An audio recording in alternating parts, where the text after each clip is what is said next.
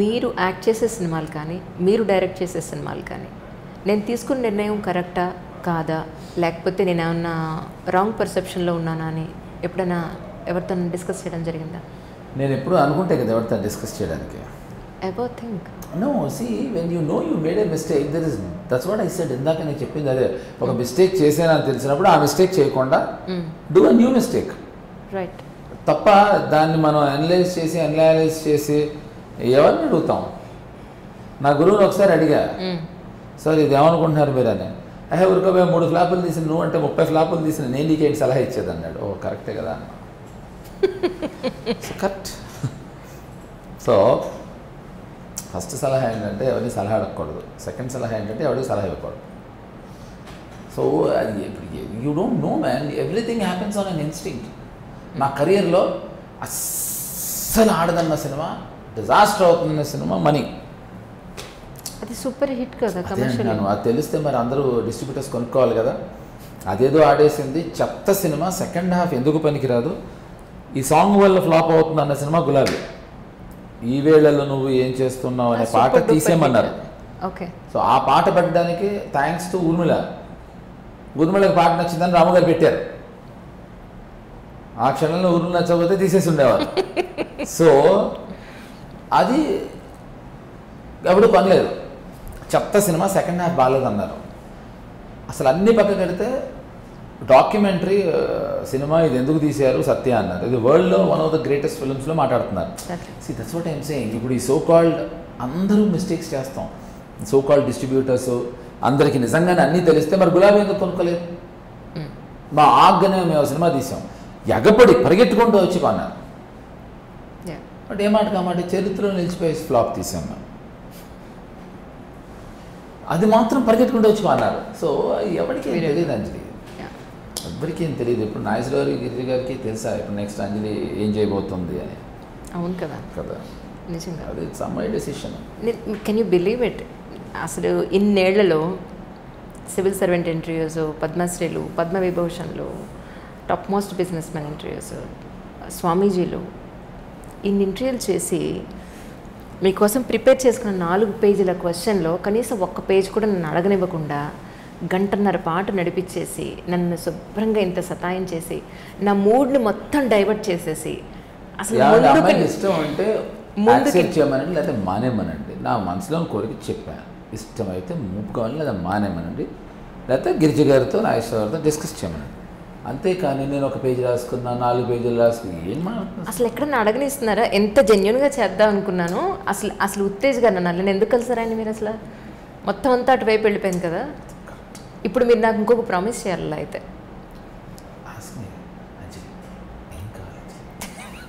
Sir నేను నిజంగా ఇలా పెట్టాను మెసేజ్, వాళ్ళు అలాగే అనుకుంటారు కదా చూసేవాళ్ళు. అరే నేను చెప్తున్నా అంటే ఇది నా భావన. అచ్చా ఓకే. అంటే ఇలా కాకుండా ఒక సీరియస్ ఇంటర్వ్యూ ఒకటి నాకు ఇస్తానని నేను మామూలుగా నేను నీకోసం అత్తేస్తా, నేను ఏమి తీసుకురానండి. నేను అడిగానా అసలు? నేను అనేది నెక్స్ట్ ఇంటర్వ్యూ అన్నా కాస్త సీరియస్గా ఇస్తారని నాకు ప్రామిస్ చేయండి. సరే, నేను ఇలా సతాయించుకున్నా. సరే, I promise. Yeah sure. Shake hand ఇవ్వట్లేదు అందుకే. అవకాశం వచ్చింది, టచ్ చేసే అవకాశం తప్పలేదు. మళ్ళీ ఆలోచించలేదు. చెయ్యి అయితే అంటే నక్లెస్ అయితే అంటే you note that I know very అసలు కాదు కెమెరా ముందు ఇలా ఎందుకు అసలు చెప్పండి ఒక మాట. మీరు ఇలా కాదు అసలు నాకు తెలుసు ఆ విషయం. You are very very matured person, number 1, more intelligent person, intellectual person. You want my honest thing? Yeah. ఈటీవీలో సత్యనారాయణ గారిని వర్క్ చేస్తారు తెలుసు కదా. అవును.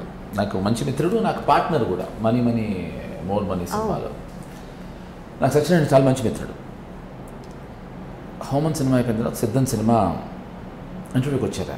నేను ఇంటర్వ్యూ ఇచ్చిన తర్వాత పక్కకి తీసుకెళ్ళి బాగా రాలేదండి సినిమా అని అడిగారు.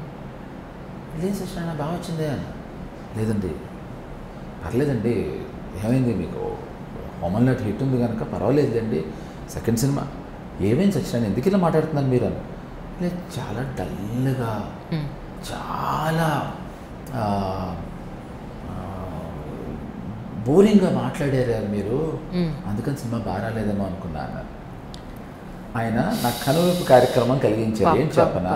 కాదు Anjali, see any time you watch an interview, you want the interview to happen the way you want to because you're prepared with some questions.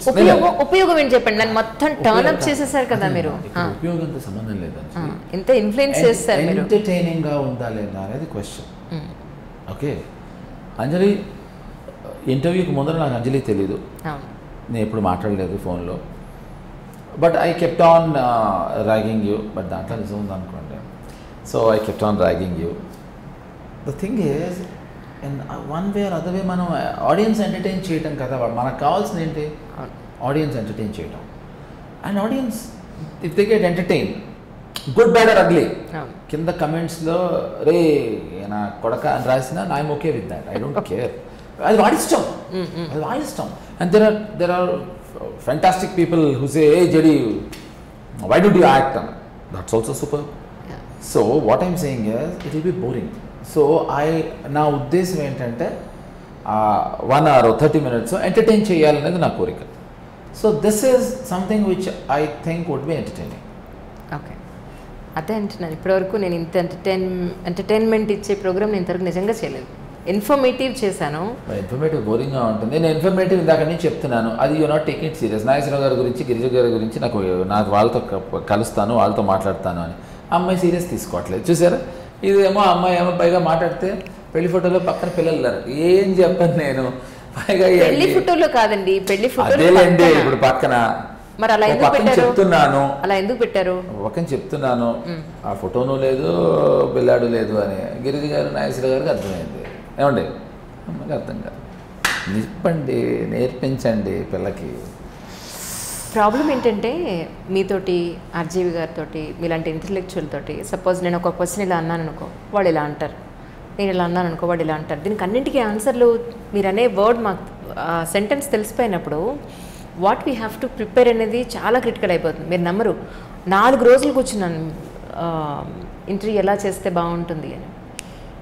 మొత్తం అంతా తిప్పి దీన్ని ఎంటర్టైన్మెంట్ చేశారు మీరు.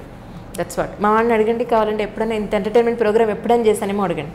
వాళ్ళు మెచ్చుకోవాలి. ఏబో పెళ్ళైన బ్రహ్మి, ప్రేమిలిగడ్డి బ్రహ్మి ఇద్దరు మెచ్చుకోవాలి. చేసుకున్నవాడు ఎందుకు చేసుకున్నా అని, చేసుకోలేదు బాగా చేసుకోలేదని వాళ్ళు మెచ్చుకోవాలి. వాళ్ళు హాయిగా ఉన్నారు, అంతేగాని వాళ్ళు అక్కడ పెట్టి నేనండి సినిమాల్లో చాలా కష్టాలు పడ్డానండి అంటే అతను టోటల్గా ఇప్పుడు మన 7 o'clock ఏంటి ఎక్కడికి వెళ్ళాలని ఆలోచిస్తూ ఉంటాడు. నిజంగా చూసారా ఎన్ని రాసుకున్నాను, ఏది అసలు you are really such a bad boy. That's the reason I have been telling you I am a bad boy, not listening.